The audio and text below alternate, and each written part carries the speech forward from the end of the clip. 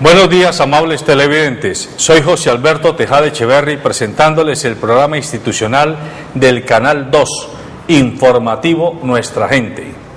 Hoy, lunes, nos acompaña en el estudio el doctor Orlando Riascos, asesor de la Vicepresidencia de la República en el Gobierno departamental. Buenos días, doctor Riascos.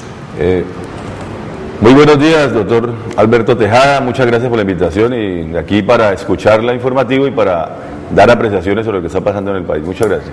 Está también nuestro periodista jefe, Cristian Peñate. Buenos días, Cristian. ¿Qué tal, doctor José Alberto? ¿Qué tal, doctor Orlando? ¿Qué tal a cada uno de los televidentes que están allí apostados en sus hogares, pendientes del informativo Nuestra Gente? Comenzamos la semana positiva, la semana con temas interesantes, temas de ciudad, temas de lo que está ocurriendo y queremos contar con cada uno de ustedes. Muy bien.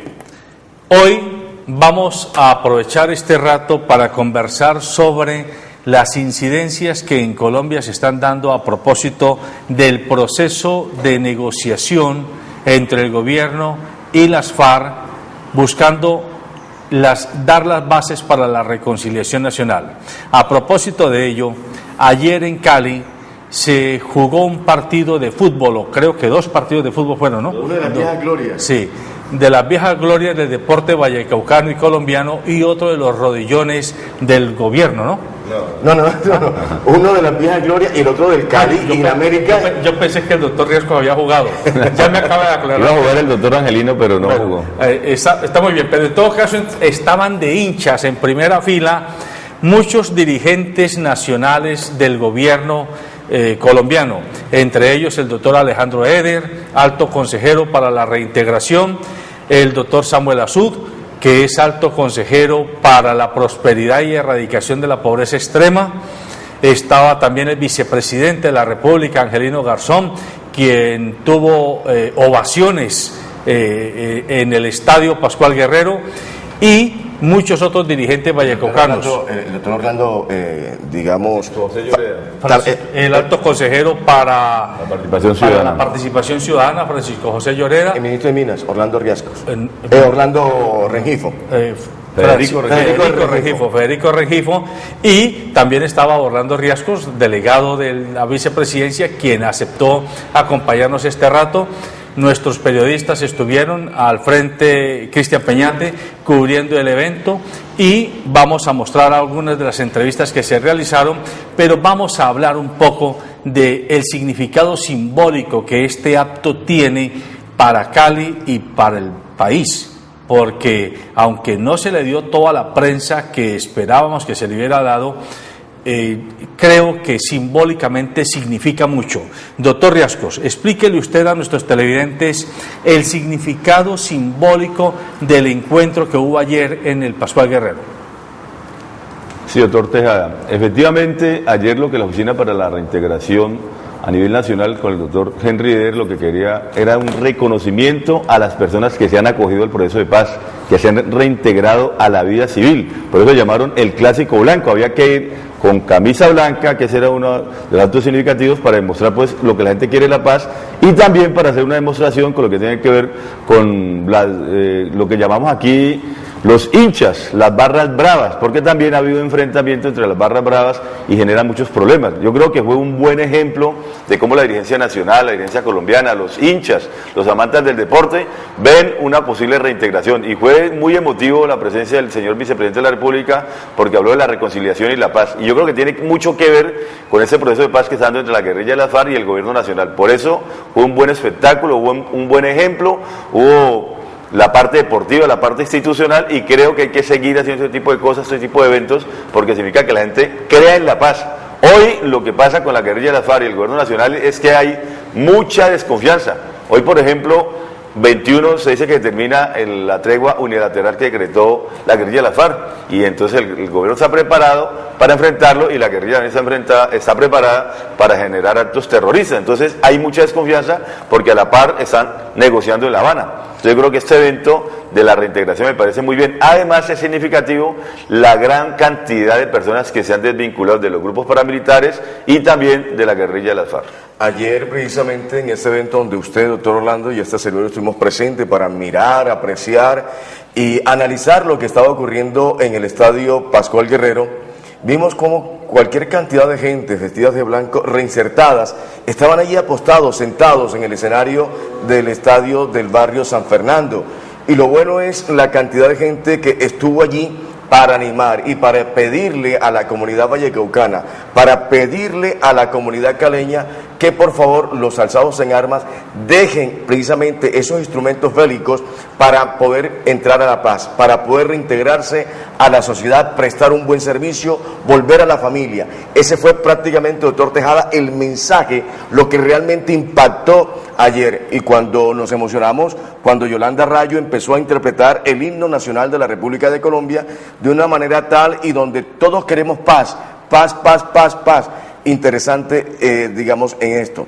Para entregar algunas cifras, la entregó el doctor Samuel Azú, ¿verdad? Que dijo que por lo menos en Colombia hay 30.000 desmovilizados, 30.000 personas que han dejado las armas en nuestro país y que aquí en el Valle del Cauca hay 5.000 y que de esos 5.000 hay 1.000 en Cali, precisamente en el municipio de Santiago de Cali, donde ellos están buscando y donde el gobierno nacional está buscando las estrategias para ellos tener sus trabajos, para ellos tener su sitio ideal de acción, para ellos poder trabajar sin ningún inconveniente. Así que, doctor Orlando, a mí me encantaría que sobre lo que hemos explicado, lo que ha dicho el vicepresidente y lo que ha dicho el doctor Alejandro Eder, para que realmente después de 48 horas, cuando se termina en el segundo ciclo, el horario establecido en La Habana entre los diálogos de la guerrilla y los diálogos de la Comisión Reconciliadora por la Paz, vuelva a renacer una esperanza para los colombianos. Sobre todo, perdóneme, antes de que usted intervenga,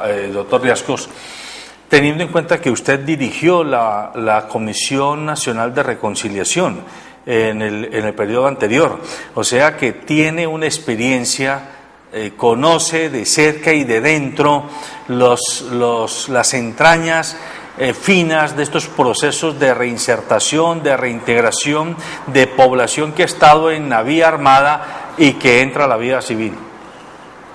Yo creo que hay que recordar que Colombia lleva una época de violencia muy alta.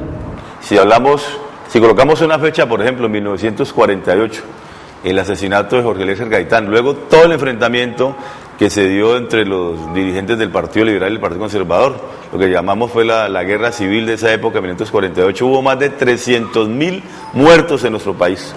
Y luego surgieron las guerrillas liberales, la famosa policía chulavita, la policía conservadora, y a partir de allí, digamos, de que hubo varios armisticios, de que esas personas abandonaron las armas, después de 1960, en el 1964 precisamente, nació la guerrilla de la FARC, producto de esas guerrillas liberales y producto también de lo que llamamos fue la revolución cubana, la revolución china, todo ese tipo de cosas generaron en Colombia la aparición de la guerrilla de la FARC. Hoy estamos hablando, después de 50 años de nuevamente diálogo, después de tanta guerra, de tanta violencia, de tantos muertos, de que haya un diálogo entre la guerrilla de la FARC y el gobierno nacional, y que ese diálogo termine definitivamente en la dejación de las armas por parte de la guerrilla de la FARC. Eso sería lo ideal.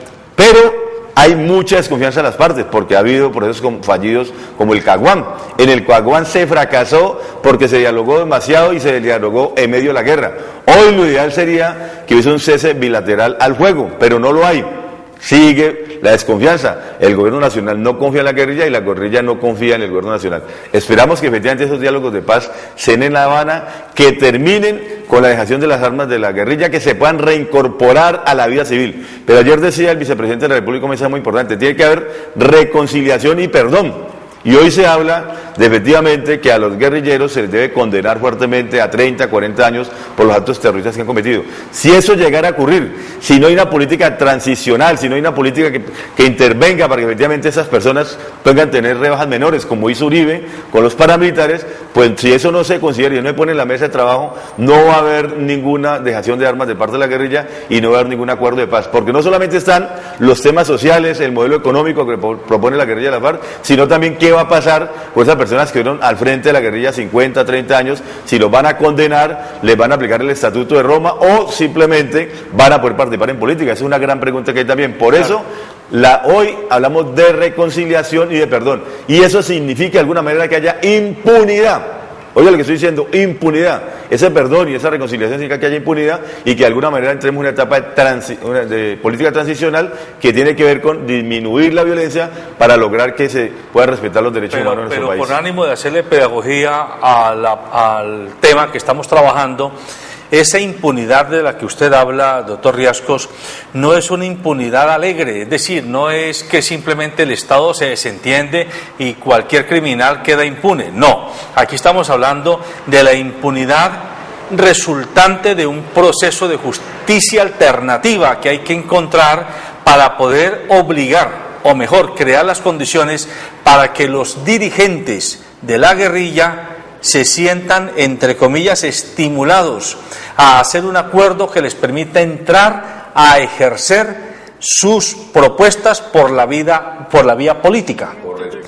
Y también, digámoslo, que no solamente es el enfrentamiento entre el ejército, la guerrilla de las FARC, sino que tenga en cuenta a las víctimas, que es lo resultante de toda esa violencia. Por eso el Gobierno Nacional, de buena manera, aprobó la Ley 1448 del 2010, que es la Ley de Víctimas, reparación a los que perdieron la tierra, a los que perdieron a familiares, a los que perdieron personas en la guerra. Por eso esa Ley de Víctimas se debe aplicar y hay que tener en cuenta que los mecanismos de diálogo que están abordando el Gobierno Nacional y la guerrilla de la FARC se tenga en cuenta a las víctimas. Y claro, la impunidad que yo lo digo es que lo menciono y lo digo así, digamos, abruptamente, pero eso es un proceso pedagógico, donde también los guerrilleros tendrán que pagar algunas penas, tendrán que rendir sus culpas, tendrán que confesar sus delitos y tendrán que pedirle perdón a la sociedad. Igualmente, si queremos erradicar la violencia en nuestro país, tenemos que hacer muchas cosas que signifiquen paz, reconciliación. El evento de ayer, por eso que es muy importante, porque mostraba eso, que los colombianos queremos la paz, que los colombianos queremos vincularnos a todos los procesos alternativos de justicia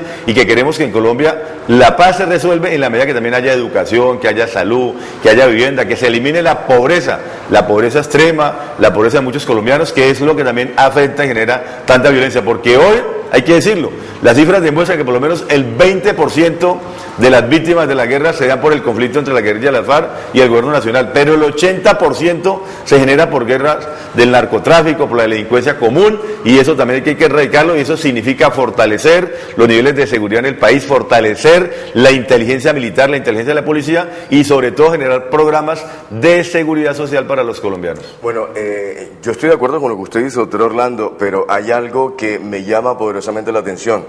Ayer conversando precisamente en el gramado, en el camerino de los jugadores veteranos de las viejas glorias del América y del Deportivo Cali, hablamos, porque yo creo que hablar con esos maestros, porque son maestros del fútbol, como el maestro Jairo Arboleda, le dejan a uno mucha enseñanza, le dejan mucho por ese quehacer de la vida, por digamos su leyenda, por lo que ha significado el maestro Jairo Arboleda, no solamente para Cali y el Valle, sino para Colombia y Sudamérica. Y nos comentaba y nos decía, vea mijo, estos partidos sirven también para que aquellas personas que tengan las armas dejen esas armas y se vengan a jugar, a practicar el deporte, el fútbol.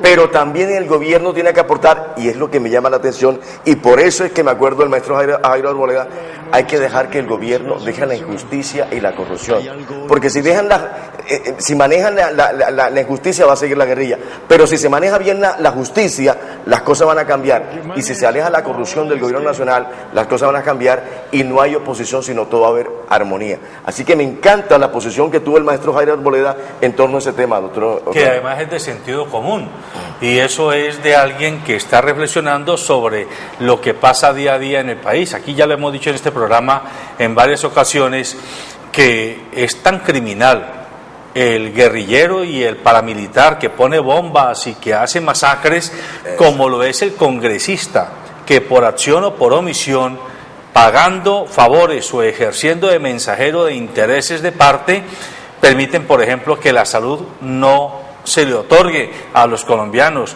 o que la educación no se le otorgue a los colombianos, o que el derecho al debido proceso no se le otorgue a los colombianos, puesto que las personas comunes y corrientes lo que necesitamos del Estado es seguridad a nuestra vida, a nuestra honra y a nuestros bienes. Eso lo dice la Constitución política. Pero yo me quiero referir y pedirle a usted, doctor Riascos, la guerrilla de las FARC ya hizo una primera proclama con respecto al primer punto de la agenda, que es el tema rural, el tema agrario. Ha puesto 10 reivindicaciones sobre la mesa, y de esas 10 reivindicaciones, En mi opinión, y creo que en la de muchas personas, hay tres que llaman poderosamente la atención porque de alguna manera o pueden convertirse en el cuello de botella para desamarrar el proceso de acuerdo o pueden ser el gran detonante que nos abra ahora hacia una dinámica de conciliación. Uno, han dicho, en Colombia hay más de 30 millones de hectáreas dedicadas a la ganadería extensiva y solo 5 millones de hectáreas dedicadas a cultivos agrícolas, digámoslo así. Plantean ellos que hay que desganaderizar el campo, en el sentido de que hay que quitarle tierra a esa ganadería extensiva para dársela a la agricultura de pan coger y a la agricultura y a la agroindustria, digámoslo así. Punto uno. Punto dos, están hablando, ya no dicen rotundamente no a la compra de tierras por parte de firmas extranjeras o de extranjeros en el país. Ahora plantean que eso hay que mirarlo con lupa y que habría que justificarlo muy bien, pero dan una ventanita de que aparentemente ese tema ya no sería tampoco un tema cerrado. Y lo tercero, igualmente dicen que frente a los TLC hay que revisar el tema de la seguridad alimentaria en el campo y cómo el campesino no se lo va a poner a competir de manera desafortunada con los campesinos de otros países por la diferencia en subsidios, pero no se cierran a la existencia de TLCs. Yo creo que ese es un punto muy interesante. Precisamente leía un artículo de un exministro de Hacienda, el doctor Echeverri, creo que salió recientemente del gobierno de Santos, donde decía que las FARC eran fisiócratas. Y se habla pues de un modelo económico de Francia del año 1780 más o menos, donde el modelo central es la tierra y donde discriminan pues el tema de la agroindustria, el tema del comercio.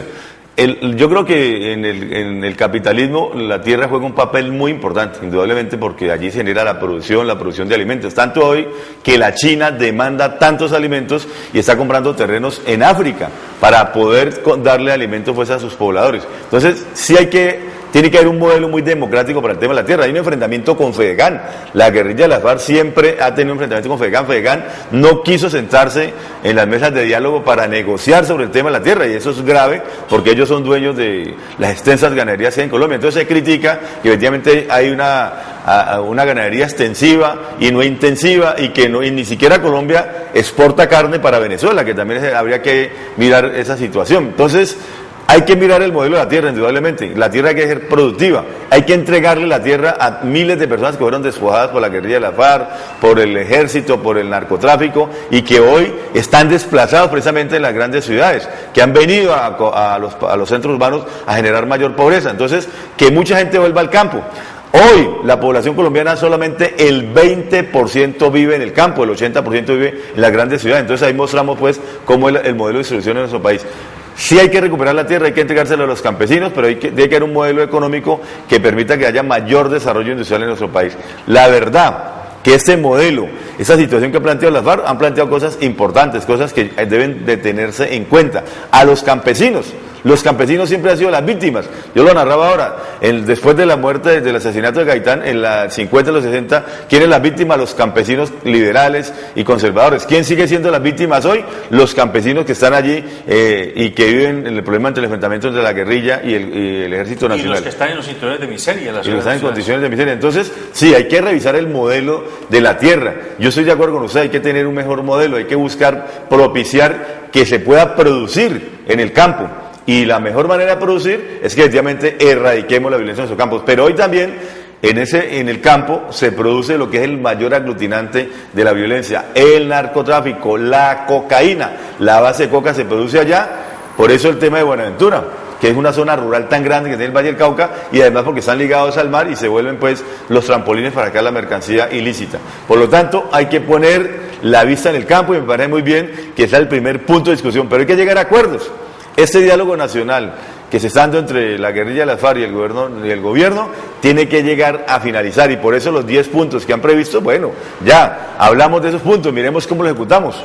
También se quejan de que las famosas locomotoras del gobierno nacional no han arrancado, y allí está el tema ambiental, está el tema energético, está el tema de la minería, el tema de la extracción porque en la tierra también se están extrayendo minerales, no solamente está para el cultivo, sino que está extrayendo el oro, el níquel, el carbón, y se está llevando a grandes partes sin que efectivamente se quede la inversión en Colombia, sin que se queden los ingresos.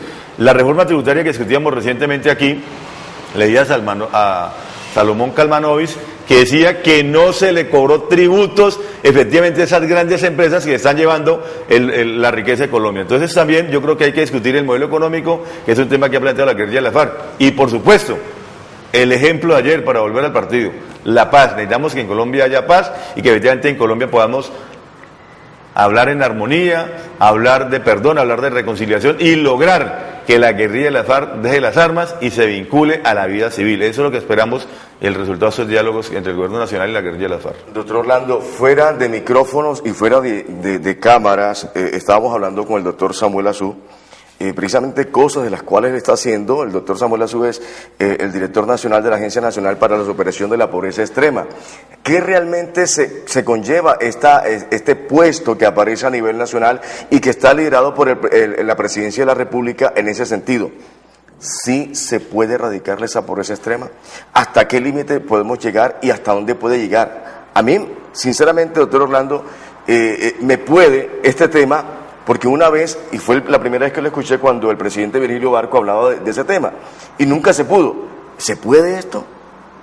Sí, yo creo que es un acierto del gobierno nacional cuando efectivamente crea una agencia a alto nivel nacional para lograr la erradicación de la pobreza extrema. Lo que no me gusta es que hablen de pobreza extrema, o sea, ponerle apellidos a la pobreza. La pobreza es una sola.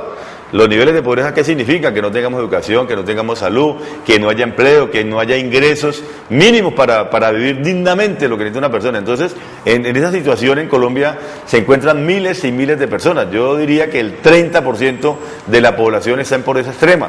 Y la pobreza extrema o en pobreza, en el Chocó, hay que decirlo, en el Pacífico, en Buenaventura, en el Cauca, en Nariño, en los territorios nacionales antiguamente, pues Arauca, el Meta, en la costa norte también niveles de pobreza muy grandes, donde no hay ni siquiera la seguridad alimentaria, donde la gente no tiene asegurado la comida. Acordémonos de Chambacú, doctor Riascos. Chambacú, correcto. Entonces, detrás de la hotelería de Cartagena. Detrás de la hotelería de Cartagena es la pobreza y la miseria que se observa ahí cuando uno ve esos canales que la gente no tiene ni siquiera las obras de infraestructura para el acueducto, donde no hay las escuelas, donde no hay los colegios, donde no hay los centros hospitalarios. Entonces esa pobreza me parece muy acertado que el gobierno nacional diga, bueno, vamos a erradicarla.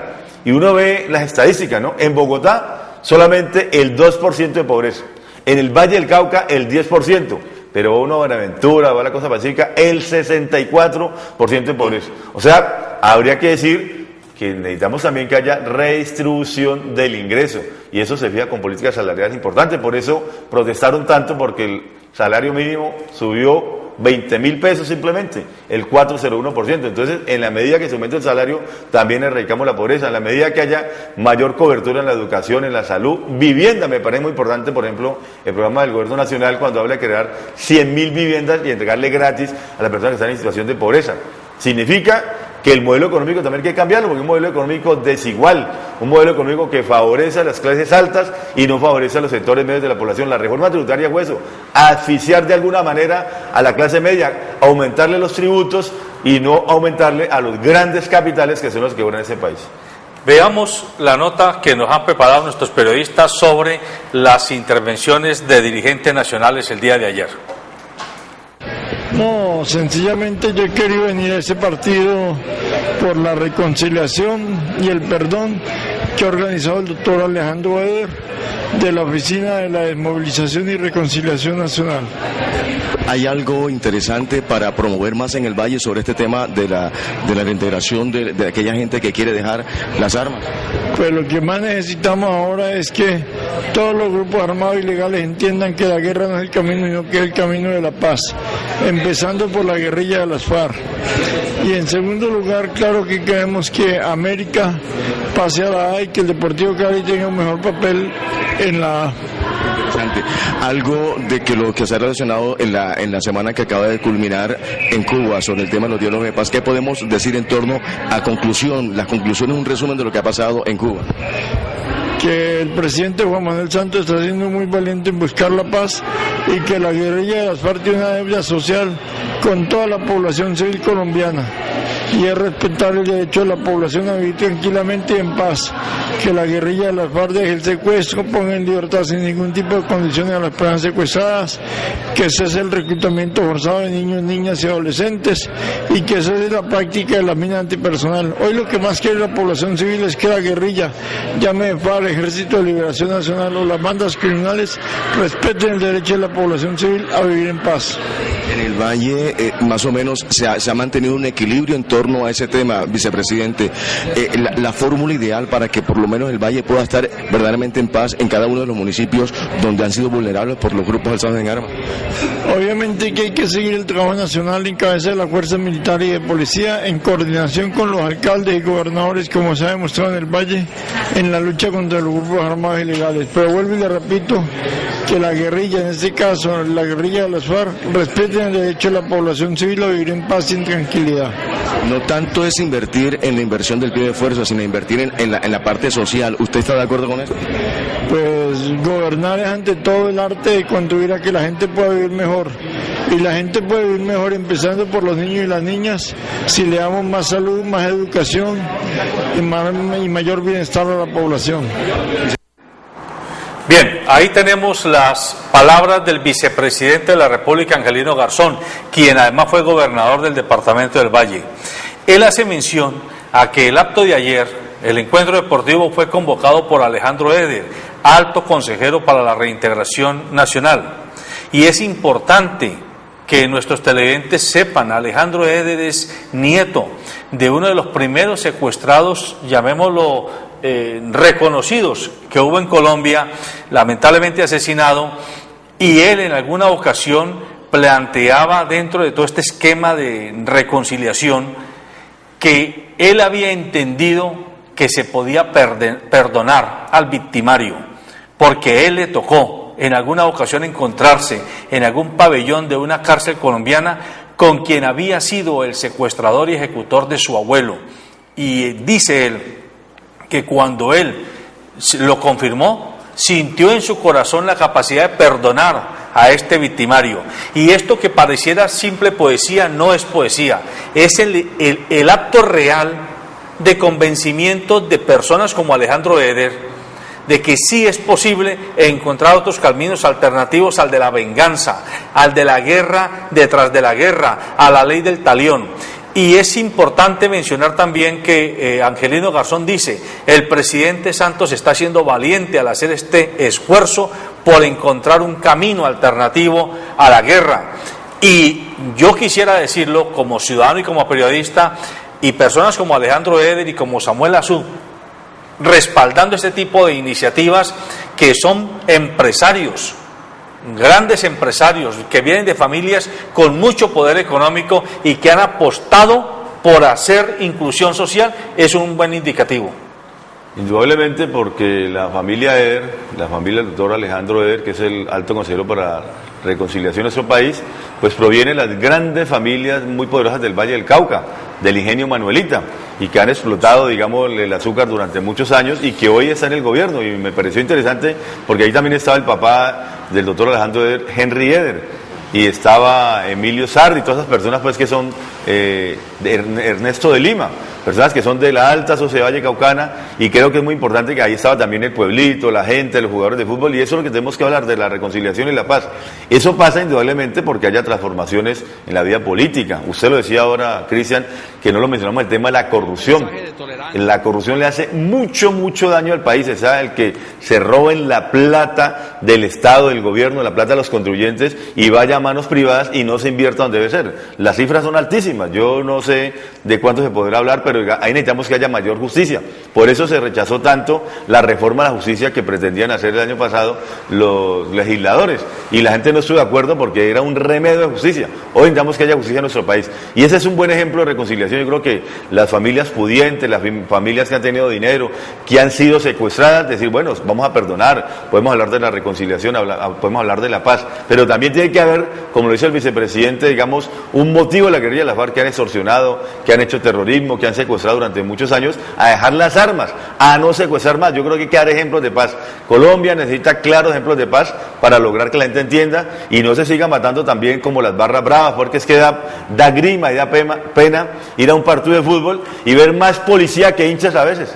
En el estadio, para controlar los hinchas, hay cientos de policías, y cuando uno sale, encontrar los antimotines, encontrar la policía en cada esquina, porque se enfrentan unos muchachitos desadaptados que lo que han visto es violencia en nuestro país, entonces reproducen la violencia. Por ejemplo, y los vecinos del entorno escondidos en sus casas. Sí, señor. Eso es gravísimo. Entonces, ¿para qué tanta policía para un partido por la paz? Entonces, ayer había eso es lo que estamos mirando. Entonces, yo creo que lograr la paz significa también reducir todo el presupuesto que hay para la guerra en Colombia y que bajar de 5 billones a 2 billones y que esos 3 billones se puedan invertir en lo que necesitamos los colombianos: alimentación, seguridad alimentaria, salud, vivienda, agua potable. Yo creo que eso también es un logro importante de la paz. Ayer le preguntamos al doctor Alejandro Eder por qué no estaban los hinchas del América, por qué no estaban los hinchas del Deportivo Cali, y fue muy salomónica la respuesta. Me dijo, no, es que hay que venir vestidos de blanco. Y ellos prefieren venir con su camiseta verde o prefieren venir con su camiseta roja. Ellos de blanco no vienen. Pero qué bueno que el mensaje fue captado por todos los que estaban allí presentes. El mensaje de ir de blanco por un voto a la paz, por un voto a la reconciliación, por un voto a la desmovilización. Y eso fue interesante. Y todos copiaron en este sentido. Y me alegró mucho que en la parte occidental, en la parte alta de Occidente, cuando se estaba tocando cuando Yolanda Rayo estaba cantando el himno nacional, muchos se agarraron de la mano, y me gustó ese mensaje. Muchos se agarraron de la mano. Ojalá que no sea en Cali que ocurra estos actos importantísimos, sino que sea en Bogotá, en el estadio Nemesio Camacho del Campín, que sea en Barranquilla, en el estadio Metropolitano, que sea en Medellín, en el estadio Atanasio Girardot, que sea en esas grandes urbes, en esas grandes ciudades, donde se pueda buscar precisamente esa unión, para que los colombianos sepamos que hay que darle importancia, prioridad al tema de la paz. Claro, y sobre todo porque en Colombia y en general en el mundo el periodismo a veces pareciera que sin noticias negativas no es periodismo. Claro, y aquí de lo que se trata es de mostrar cómo un hecho como el de ayer se convierte en un hecho periodístico de primerísima importancia.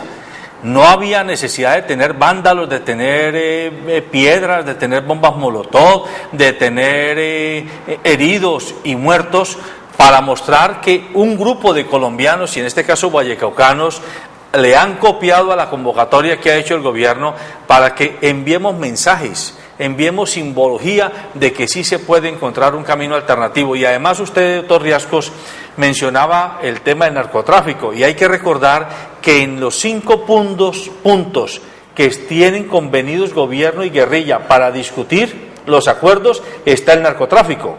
Es decir, también hay que ver con buenos ojos que la guerrilla ha aceptado que el narcotráfico sea un tema bandera de esta discusión, porque definitivamente, si hacemos reforma agraria, si redistribuimos tierra, pero siguen manteniéndose los laboratorios, las rutas y los grupos armados defensores de cultivo de cocaína y demás, no vamos a lograr absolutamente nada.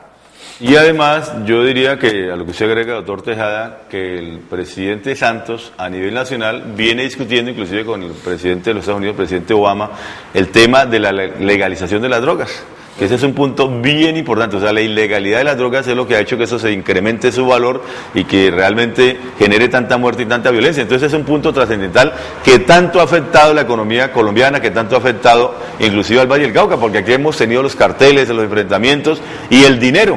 Realmente ahí ha habido una revolución silenciosa, dirían algunos economistas, porque la cantidad de dólares que ha ingresado al país no se mide con ningún producto nuestro exportable. Entonces ese dinero también, cuando se vuelve ilícito, se vuelve criminal. Entonces surgen las bandas de narcotráfico, las bandas de paramilitares a raíz del dinero. Entonces creo que ese es un tema importantísimo que afortunadamente está en la mesa de diálogo con la guerrilla de la FARC, y hay que tratarlo como tal y hay que resolverlo. Pero también a nivel internacional, porque mientras siga la cocaína siendo ilegal, seguramente los altos costos van a generar muchos ingresos a Colombia y mucha violencia por ese dinero. Entre otras cosas, este tema es polémico en Colombia, el tema de la legalización, pero hay que mirarlo en torno a lo que se pretende para realmente la economía colombiana y para el tema social. El doctor Samuel Azú es el alto consejero para la erradicación de la pobreza extrema. Es un hombre que ha trabajado y le ha dado con todo a este tema de la pobreza extrema, y ha venido aquí a Cali, al Valle del Cauca, precisamente para apoyar esta iniciativa. Ayer en el estadio Fernandino Pascual Guerrero lo abordamos y esto nos comentó. Es muy importante porque aquí hay un mensaje de tolerancia, de respeto, de solidaridad y en particular aceptar a aquellas personas que en un momento dado se fueron como partícipes en grupos al margen de la ley y ahora están reintegrándose a la sociedad. Entonces la sociedad los tiene que abrazar, los tiene que recibir para que se reincorporen a la vida civil. Y esto es parte de todo el proceso de postconflicto que arranca en Colombia. Desde la Agencia Nacional para la Superación de la Pobreza Extrema estamos apoyando con toda la fuerza y la energía este proceso de reintegración. Y qué bonita jornada que hoy en Cali, la jornada de la tolerancia, de respeto, de la solidaridad. Sami, sobre este orden de idea, la forma ideal para que vamos alejando el tema de la pobreza, la gente vaya siendo consciente, ¿qué se le puede decir a la gente de Valle y del Cali? Pues realmente que la superación de la pobreza, en particular la pobreza extrema, está en el corazón de la problemática nacional de Colombia. En la medida que todos nos movilicemos, el gobierno nacional, el gobierno regional, los gobiernos locales, la ciudadanía, las fundaciones empresariales, las organizaciones sociales, si todos nos movilizamos, podemos construir un país más tolerante, más progresista, menos desigual, con prosperidad para todos. Para el Valle y Cali, ¿cuál es el porcentaje que va el tema de la pobreza? Pues realmente el Valle del Cauca registra unos niveles de pobreza altos por encima del promedio nacional y se está trabajando muy duro. El año anterior más de 3.500 familias en el Valle del Cauca superaron la pobreza extrema. Entonces, si bien es cierto que las cifras son todavía muy altas, vamos en buen camino gracias al apoyo que hemos tenido de la alcaldía de la ciudad de Cali. Ahí tenemos a otra voz de un empresario muy reconocido en Colombia, Samuel Azud. Ellos, su familia, tuvieron mucho que ver con Carulla Viveros y desde hace algún tiempo, en alguna ocasión tuvimos oportunidad de escucharlo y él decía, durante más de 20 años como empresario le tuve escoria, me daba fastidio que llegara algún funcionario público a mi oficina porque siempre me parecía que eran ineficientes cuando no corrompidos. Y ahora he decidido aceptarle a Juan Manuel Santos su invitación a que haga parte de su gobierno. Y hoy comprendo la importancia de prestar el servicio público al país, decía él en un evento nacional. Pero también es importante que conozcan nuestros televidentes que Samuel Azud viene de hacer una experiencia y conocer una experiencia cercana en África.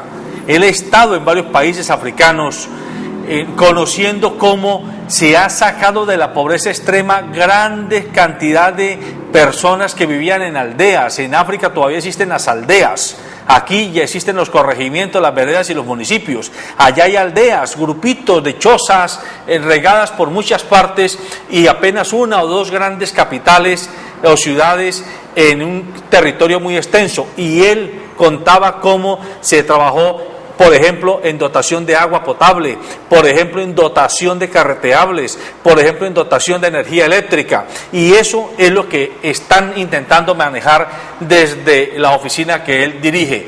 La pobreza no es simplemente falta de dinero en metálico, no es falta de tener $1 o $2. La pobreza se da cuando las personas no tienen agua potable, no tienen alcantarillado, no tienen energía, no tienen vías, no tienen seguridad, no tienen educación.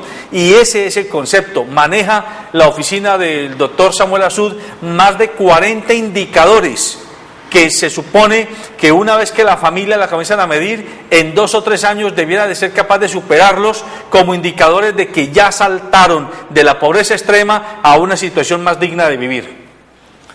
Yo creo que es muy importante para la vida nacional que un alto empresario, una persona de la calidad del doctor Samuel Azud, esté al frente de la alta consejería para la erradicación de la pobreza extrema. Yo diría que también para los logros de la prosperidad, que es el mandato, digamos, presidencial y lo que quiere el presidente, y que él hable de la inequidad, de la exclusión, que es lo fundamental. O sea, en Colombia hay una gran equidad, hay una gran exclusión. La mayoría de los colombianos están excluidos de los niveles de riqueza, de la prosperidad en su país. Por eso es muy importante que además los programas que el gobierno nacional tiene, la red Juntos, el apoyo a los grupos de tercera edad, a las madres comunitarias, todo eso debe ser asistencial asistencialismo para que se conviertan en proyectos productivos, porque hay que enseñarle también a la gente a que es que el Estado no le puede estar aliviando, entregándole un pequeño subsidio, sino que también que puedan producir, que puedan vincularse a los circuitos económicos. Yo creo que eso es muy importante, lo dice la Biblia, ¿no? No entregarle pescado, sino también enseñarle a pescar. Yo creo que esos instrumentos los tiene el gobierno nacional, por eso hay que ayudar a las pequeñas y medianas empresas, a generar empresas, a generar negocios, que no sean solamente los altos negocios, y esa es la manera también de salir de la pobreza en la medida que la gente se integra a la economía. Y lo que usted dice, doctor Tejada, por supuesto, el agua potable, la educación, la seguridad alimentaria, es imposible. Uno va a algunos municipios del departamento del Cauca y no encuentra que la gente tenga ahí el pan coger, no cultivan la cebolla, no cultivan el tomate, y tienen que ir a comprarlo a los pequeños poblados cercanos. Y a veces nos llegan los productos del Ecuador. Eso es inadmisible en nuestro país, o sea, el tema de la seguridad alimentaria. Entonces creemos que en Colombia indudablemente hay que generar mucha conciencia de cómo superar la pobreza, y un gran empresario como el doctor Samuel Lazo lo puede hacer. Yo creo que nos puede enseñar muchas cosas si el gobierno nacional también dedica muchos recursos a hacer algo que llama en Colombia la economía solidaria, que es que a veces no lo practicamos, que efectivamente la gente sepa que tiene un recurso, lo puede manejar, puede ahorrar y puede invertir, y que sobre todo lo hagan los grandes propietarios de ese país, los tienen las grandes empresas. Colombia tiene un gran reto, es lograr la prosperidad, así se lo ha propuesto el presidente Santos, y eso significa erradicar la pobreza en nuestro país. A mí me llama la atención lo que una oportunidad se hizo en la costa caribe colombiana, el tema de las huertas familiares. ¿Cuántos de nuestros padres, de nuestros abuelos y tatarabuelos no tuvieron que ir a las empresas a trabajar, doctor Orlando, doctor Tejada, sino que simplemente con el intercambio de alimentación? Yo tenía la yuca en mi parcela, usted tenía allí el ñame, tenía el plátano, usted tenía el guineo, tenía allí las dos vaquitas que le suministraba el queso, la leche, el suero, precisamente para hablando del tema de la costa, y se intercambiaban, y eran personas que vivían bien, y eran longevos, vivían bien sin ningún problema, y no había problemas, tanto asesinato, tanto problema de personas que no precisamente trabajaban constantemente, porque ellos labraban la tierra, ellos con sus manos, ¿verdad? Y con sus 5 sentidos trabajaban de tal manera que producían. Pero ahora no, se ha apartado esto, y ahora lo que se pretende a través de este tema de la alta consejería para la erradicación de la pobreza extrema es volver al campo. Es volver a darle oportunidad a ese campesino, es volver a darle oportunidad a ese colombiano, que vuelva a la tierra, que vuelva a producir, porque ahí está el beneficio, está el progreso de un pueblo, el progreso de una Colombia que todos queremos. Y yo creo, doctor Orlando, que cuando se le vuelvan a entregar las tierras al campesinado, aquellos que han sido desplazados, yo creo que las cosas van a cambiar bastante en nuestro país. Pero además, si me permite, doctor Riascos, también ahora en el siglo XXI, no solo en Colombia, en muchos países vamos a tener que apostarle a la agricultura urbana, es decir, a que en un patio pequeño, en un antejardín pequeño, en una terraza pequeña, la humanidad aprenda a cultivar las verduras, las hortalizas. ¿Se han perdido eso? Claro, porque ya se demostró con las nuevas tecnologías de irrigación y de ¿cómo se llama?, de fermentación, pues, de fertilización, que se puede en un pequeño espacio de 3x3 tener tomate, tener lechuga, tener cebolla, tener zanahoria, pimentón, etcétera, para que las familias comiencen a tener seguridad alimentaria. Indudablemente, lo que pasa es que como en Colombia tenemos tanta tierra, y la tierra aquí está pues cercana, entonces primero no la sabemos utilizar, y segundo pues no hemos incorporado esos modelos económicos a nuestra economía, a nuestro nivel social. Yo creo que es muy importante efectivamente que la gente entienda que puede producir y que puede generar sus mismos recursos, pero hay que hacerlo primero en el campo. Es que es inaudito que los mismos campesinos a veces no lo produzcan. Y lo otro es porque han encontrado que hay productos más rentables como la cocaína, como la marihuana, la coca, entonces por eso es que no se produce lo que debe ser. Yo creo que la tierra es un elemento importante, y por eso la guerrilla de la FARC y el gobierno nacional lo colocaron en el modelo a discutir, y usted ya lo ha dicho, doctor Tejada, los 10 puntos. Lo importante es que esos 10 puntos no se queden en el papel, que avancemos y que el gobierno nacional efectivamente pueda lograr colocarlos en práctica. Hoy la guerrilla de la FARC amaneció hablando de dos temas: el tema de que todo esto se refrende mediante una constituyente y que se logre la tregua bilateral. Bastantes temas difíciles porque la gente no quiere, mucha gente dice: no es posible convocar una nueva constituyente para lograr un acuerdo con la guerrilla de la FARC y no es posible que haya una tregua bilateral. Obstáculos en el tema de la paz, pero yo creo que son superables y que se logran en la medida que se amplíe el diálogo y que se siga discutiendo sobre esos temas sentados en la mesa como debe ser. Pero hoy termina la tregua unilateral planteada por la guerrilla de la FARC. Vamos a ver qué va a pasar y ojalá no encontremos, como lo dijo ayer un comandante de la guerrilla de la FARC, pues nuevamente los partes militares por los muertos de la guerrilla y los muertos del Ejército Nacional. Pero hay que ser claro, doctor Orlando Riascos, hay que ser claro en esto, el doctor Tejada y televidentes. Fueron 57 los actos que se presentaron en, supuestamente, entre comillas, el tema de la tregua.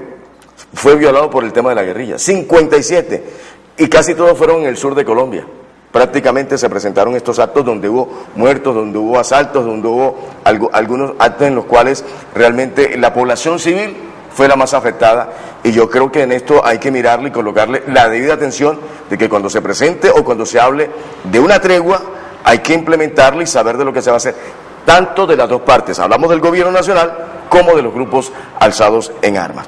Vamos a escuchar al doctor Alejandro Eder, que es el director nacional de la Agencia Colombiana de la Reintegración. Precisamente lo abordamos allí en el palco presidencial del Estadio Pascual Guerrero, y esto nos comentó el doctor Alejandro Eder. Esta idea se da porque, si recuerdan, hace unos meses que hubo un clásico América-Cali, hubo un tropel, como se dice comúnmente, entre las barras bravas de ambos equipos. Entonces unos desmovilizados le recomendaron que por qué no pensar en hacer un clásico blanco, por qué no pensar en hacer un clásico que impulse la paz, que impulse la convivencia, que impulse la construcción de la paz, y al mismo tiempo que sirva para mostrar que los desmovilizados, las personas que han dejado las armas, son buenas personas. O sea que esto es no solo un clásico Cali América, sino que es un evento de construcción de paz y es un evento de reconciliación, y en el centro de este evento están los desmovilizados que han dejado las armas, las víctimas y los miembros de la fuerza pública. Alejandro, hay algo que me preocupa, precisamente si eso tiene ese trasfondo, lo que usted acaba de explicar, ¿por qué las barras del América y las barras del Cali no están acá? Aquí lo que nosotros buscamos es tener un partido que también sea un ambiente más familiar. Entonces lo que buscamos es un partido gratis, con boletería, distribuimos las boletas, pero las distribuimos a las distintas ligas deportivas del Valle y de Cali, y lo generamos como una oportunidad para que los padres puedan traer a sus hijos y para hacer más una fiesta de convivencia. No necesariamente que estén, digamos, vetadas las barras como tal, los miembros no están vetados. La gente que quiera venir en paz, de blanco, para impulsar esta gran fiesta de la construcción de la paz y de la reconciliación, están bienvenidos. Bueno, doctor Alejandro, ¿cómo va el porcentaje de estos desmovilizados? ¿Cómo va el tema aquí en el Valle, especialmente el tema locatario? ¿Qué cifras importantes y positivas tenemos? En el Valle del Cauca actualmente hay 2.000 desmovilizados aproximadamente, casi 1.000 de ellos están en la ciudad de Cali. En Colombia hay 30.000 desmovilizados, es decir, podríamos llenar el Pascual Guerrero con los desmovilizados que hay en Colombia. Aquí uno podría decir que hay cantidad de gente, pero en un país de 45 millones son muy pocas esas personas. Pero también algo muy importante es que la gran mayoría de estos colombianos que han dejado las armas están en la legalidad y se están quedando en la legalidad. Son muy pocos los que vuelven a delinquir, y yo lo que pido y lo que estamos tratando de lograr con este partido es que el Valle y Colombia apoye a estas personas, a estos colombianos que tanto están haciendo por la paz de todos nosotros. Ahí tenemos algo muy importante. Alejandro Eder está hablando de 30.000 desmovilizados, y Samuel Azud habla del posconflicto. Y los colombianos debemos tomar conciencia y tener conciencia de que este proceso que se ha iniciado con las FARC desde el año pasado terminará, como todos esperamos, en una firma, en un acuerdo en el cual, después de cesar las hostilidades y el enfrentamiento militar, viene el cómo construimos el edificio de posconflicto, es decir, ¿qué vamos a hacer? El gobierno colombiano, nosotros, la sociedad civil y los guerrilleros, para reinsertar a quienes se desmovilicen, porque ahí entra a jugar que es muy fácil decir, claro, que el gobierno los desmovilice. Sí, pero es que el gobierno necesita para su desmovilización que hayan empresarios que estén dispuestos a contratar desmovilizados, que hayan universidades que estén dispuestas a recibir desmovilizados, que hayan instituciones diversas que estén dispuestas a recibir desmovilizados, a abrirle las puertas, porque es que si nos mantenemos arrinconados, les estamos enviando el mensaje perverso de que es mejor que sigan en lo que estaban haciendo a que vengan a integrarse a la sociedad civil. Usted, que dirigió la Comisión Nacional de Reintegración, ¿puede hablarnos del significado del posconflicto, doctor Riescos? Indudablemente, doctor Teja, y en Colombia hay dos grandes ejemplos ya de cómo se ha manejado ese posconflicto. Uno tiene que ver primero con el año de 1990, cuando se hizo el proceso de paz con la guerrilla del M-19, con el Quintín Lame, con el EPL, y allí, importante que se dio una época de transición donde se ayudó a los guerrilleros con algunas becas, con estudio, hubo ejemplos importantes de temas educativos, pero sobre todo que esos guerrilleros se vincularon a la vida política y gobiernan hoy Bogotá, como lo está haciendo Gustavo Petro, como lo ha hecho Antonio Navarro en Nariño, como lo hizo Rosenberg Pavón en el Valle. O sea, personas que se vincularon a la política y siguen activos en la política. Como dijo el doctor Eder, no volvieron a la guerra, no volvieron a la criminalidad. Y otro ejemplo, con el gobierno del doctor Uribe, con los grupos paramilitares, cuando se hizo también ese proceso de reconversión a la vida civil, muchos de ellos regresaron a las bandas criminales, porque no era un proceso pedagógico, porque no era un proyecto fundamentado en la política, sino en la vida cotidiana y en el negocio. Entonces son dos ejemplos importantes del posconflicto. ¿Cómo hacer ahora con esos 30.000 reinsertados? ¿Cómo hacer con la guerrilla de la FARC? Por eso yo hablaba de una política que tenga que ver con que se tenga que transigir en el tema de las penas. Si no se transige, si una política transicional en ese sentido, indudablemente no se va a lograr ningún acuerdo, porque los guerrilleros de la FARC no van a decir, no, condénenos a 60, 80 años, y no, pues prefieren quedarse con las armas nuevamente y seguir delinquiendo. Por eso hay que buscar que se llegue a acuerdos y que se puedan vincular a la vida política. Fundamentalmente ellos son políticos. Yo creo que llevan 30, 40 años y soñando con el socialismo, soñando con un país distinto, y lo hicieron por medio de las armas, equivocados. Hoy están reconociendo eso y decir, pero hay que abrir un espacio, la reconciliación, la paz, el perdón, no el olvido, pero sí el perdón y sí la reconciliación para que efectivamente logremos la paz, y ese sería el camino del posconflicto en Colombia. ¿Cuándo fue, en qué presidencia se hizo, doctor Orlando, el tema de entregar un dinero a aquellos desmovilizados? Y estos precisamente acabaron con lo que se les daba al gobierno nacional, y después de eso empezaban otra vez a ir al monte a delinquir, a volver. Fue en el gobierno del presidente. Con los paramilitares, indudablemente con los por lo que dice el doctor Riascos, porque es que no fue producto de un ejercicio político. Simplemente era, le damos esta plata y desmovilícese.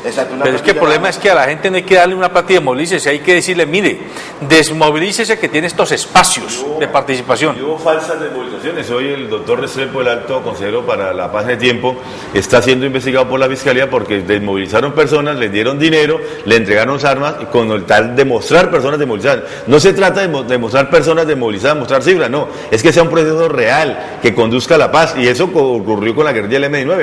Hubo una Asamblea Nacional Constituyente, una nueva constitución y vinculación a la política, mientras que con las bandas paramilitares no ocurrió eso exactamente, porque era un negocio y porque muchas personas las llevaron a la fuerza y les dio una plata y luego volvieron a la criminalidad, y son hoy las grandes bandas criminales que hay en el país asociadas al narcotráfico. 3.500 personas fue, si no estoy mal, lo que dijo el doctor Samuel Azú, en torno a la pobreza en el Valle del Cauca. 3.500 familias. Yo creo que se queda bajito, ¿no? Sí, precisamente por eso es donde voy, doctor Orlando. 3.500 en el departamento del Valle del Cauca, donde ya prácticamente se pasa de los 2.500 millones de habitantes. De 2 millones, no, de 5 millones. El Valle del Cauca tiene más o menos 5 millones de habitantes. Es peor todavía. Claro, digamos, y la gran población está concentrada no en la llanura del Pacífico, donde está una altura, y es donde está la mayor pobreza concentrada allá, y en la zona norte del Valle del Cauca. Pero indudablemente 3.500 familias son, pero sí, tampoco el Valle del Cauca es de esas grandes potencias de la pobreza, ¿no? La pobreza está sobre todo en el Chocó, en Cauca, en Nariño, en el Valle del Cauca, en la costa pacífica, pero indudablemente que hay pobreza en el Valle del Cauca, y hay que hacer un gran esfuerzo los gobiernos locales, y los gobiernos departamentales y el gobierno nacional para erradicar la pobreza en nuestro país. Yo realmente, no buscando solución, doctor Orlando ni doctor Tejada, a este tema, pero si Buenaventura es uno de los municipios en Colombia que tiene bastante pobreza extrema, y teniendo una de las mayores riquezas, porque el principal puerto de Colombia y uno de los mejores en Sudamérica es el puerto de Buenaventura, ¿por qué no se invierte más? ¿Por qué no se trabaja más? ¿Por qué no se articula más? ¿Por qué no hay más oportunidades allí en Buenaventura? Y si me permite, doctor Riascos, y ahí uno podría decir, ni siquiera es solamente un problema de mezquindad de parte de los dirigentes que no lo hacen. Yo diría que es más miopía y falta de inteligencia, porque es que es de sentido común que si invertimos en Buenaventura, en la costa pacífica, en el sector rural, pues hombre, vamos a aclimatar la paz. Pero si no invertimos y queremos cogernos toda la plata para nosotros y todos los recursos solo para nosotros, como lo decía Manuel Carvajal, empresario fundador de Carvajal Empresa, no puede haber empresa sana en un entorno enfermo. Por más que el empresario se llene de plata, va a tener que gastar la plata en guardaespaldas, en rejas, en sistemas de seguridad, no va a tener que vivir debajo de la tierra, como viven los narcotraficantes, claro, porque como el entorno está descompuesto, ¿qué saca con esa plata? Es que el Estado y Colombia ha estado a espaldas del Pacífico. Yo creo que realmente no había una política de desarrollo. Han fracasado yo me acuerdo del PLAIDECO, creo que el Plan de Desarrollo del Pacífico, que fracasó. No hay una política realmente para el Pacífico, porque el Pacífico, pues no solamente Buenaventura, es Quibdó, está Guapi, está Tumaco, y mira que no hay una carretera que une el Pacífico. La carretera panamericana, pero ¿a cuántos kilómetros queda de la costa pacífica? Buenaventura es el mayor puerto exportador e importador hacia el Pacífico, y mira las condiciones de violencia y miseria en que se encuentran. Perdóneme, ayer los camioneros amenazaron que si no se les da respuesta en esta semana por el estado de las vías, no solo eso, y los cobros de los costos de peaje y demás, van a volver a hacer un paro en esa carretera. No hemos podido hacer la doble calzada Cali-Buenaventura, no hay una vía que comunique a Popayán con Guapi. El Chocó, los chocuanos para poder salir tienen que ir a Cali, tienen que ir a Pereira, a Medellín para poder regresar aquí. O sea, no hay realmente una infraestructura. Paso con Tumaco, una carretera que apenas se está construyendo. Realmente es inequitativo la situación del Pacífico y todo lo que produce el Pacífico, no solamente la riqueza natural, sino la riqueza cultural. Aquí lo hemos visto pues cuando hay el festival Petronio Álvarez en nuestra ciudad. Yo creo que hay que poner la vista en el Pacífico, ayudar a los afros en esa situación, y eso se hace con desarrollo económico, con inversión en esa región. Ojalá el gobierno nacional entienda. Me parece muy importante lo que hay ahora, el tema de las regalías, que se han unido los 4 departamentos del Pacífico para hacer obras de gran infraestructura y que beneficie a esa población tan importante de nuestro país. Pero ojalá que los gobernantes, doctor Orlando Riasco, se apersonen de la situación, porque cuando se convoca aquí en el Valle no vienen. Solamente se presenta el de aquí, o de pronto se presenta el del departamento del Cauca, pero ojalá le den la seriedad a este tema de las regalías y que estén todos los congresistas, porque lo interesante es el respaldo de los congresistas para este tema de la regalía, para invertir en temas regionales, el tema de regalía para invertir en temas regionales, en temas que son prioritarios en cada uno, en el Valle, en el Cauca, en Chocó y por supuesto en el departamento del Nariño. Y pedirle a los gobernantes. Por ejemplo, aquí acaban de cambiar a la directora de la biblioteca departamental. Sí, la doctora Juliana Garcés estaba haciendo, en nuestra opinión, una muy buena actividad, muy buena gestión en la biblioteca departamental. Y también decirle a los gobernantes, al pueblo no solamente necesita dársele oportunidades para que coma y para que se divierta, hay que darle alternativas culturales. Y la biblioteca departamental, todo lo que ha venido ofreciendo, cada vez confirma más que es un alimento espiritual, un alimento anímico, un alimento moral que requieren los niños, los jóvenes y las familias vallecaucanas. Eso no puede quedar en manos de politiquería.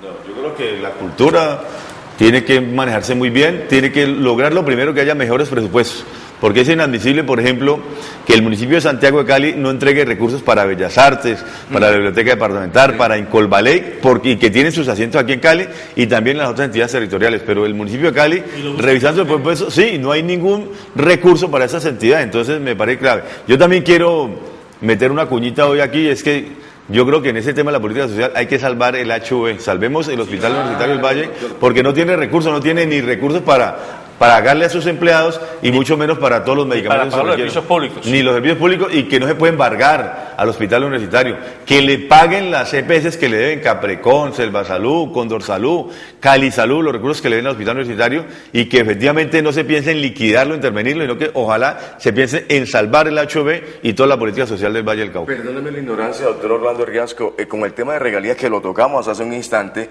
¿se pueden utilizar esos dineros para invertir al tema de la crisis que tiene el HV? No, hay unas fuentes ya determinadas por el gobierno nacional, fiscal, que es pagarle del situado fiscal, hacerle las transferencias, pagarle los servicios que presta el hospital, que es que no se los pagan por la GPS. Entonces, con esos recursos sería suficiente. Y con las transferencias que le haga el gobierno nacional. Yo quiero decir que cuando el gobernador cuando Angelino Garzón era gobernador del Valle del Cauca, le transfería al hospital universitario casi 90.000 millones de pesos al año. Y por eso no se cerró ningún hospital y la red hospitalaria siempre estaba abierta. Entonces yo creo que hay que transferirle los recursos que tiene el gobierno nacional y que tiene el gobierno departamental al hospital. Amables televidentes, el tiempo se nos acabó. Recuerden que este programa tiene el propósito de que usted se informe, para que usted piense y usted decida en función del bienestar colectivo. Hoy hemos abordado el tema de la agenda de negociación del proceso de aclimatación de la paz, a propósito del evento que hubo ayer en el Estadio Pascual Guerrero, liderado por representantes del Gobierno Nacional y del Gobierno Departamental, al comando del Vicepresidente de la República, que es vallecaucano, entre otras cosas, y de Alejandro Eder, que también es vallecaucano, y de Samuel Azud, entre muchos otros dirigentes nacionales. La invitación es a que usted, desde su casa, desde la escuela, desde la oficina, desde el puesto de trabajo que tenga, piense y reflexione sobre lo que significa que Colombia viva en paz, que aclimatemos este estado de guerra innecesario y estúpido en el que hemos estado durante más de medio siglo, porque Colombia sin guerra, todo ese dinero que se invierte hoy en controlar y en tratar de detener esta espiral de guerra, sería mucho lo que puede hacer por los niños, por los jóvenes, por los ancianos, por las madres gestantes, por las comunidades más alejadas, los de la costa pacífica, las minorías indígenas, etcétera, y sobre todo seríamos de verdad una potencia en América Latina. Así que hay que apostarle a la paz sin atenuantes. Paz, paz y paz. Buenos días.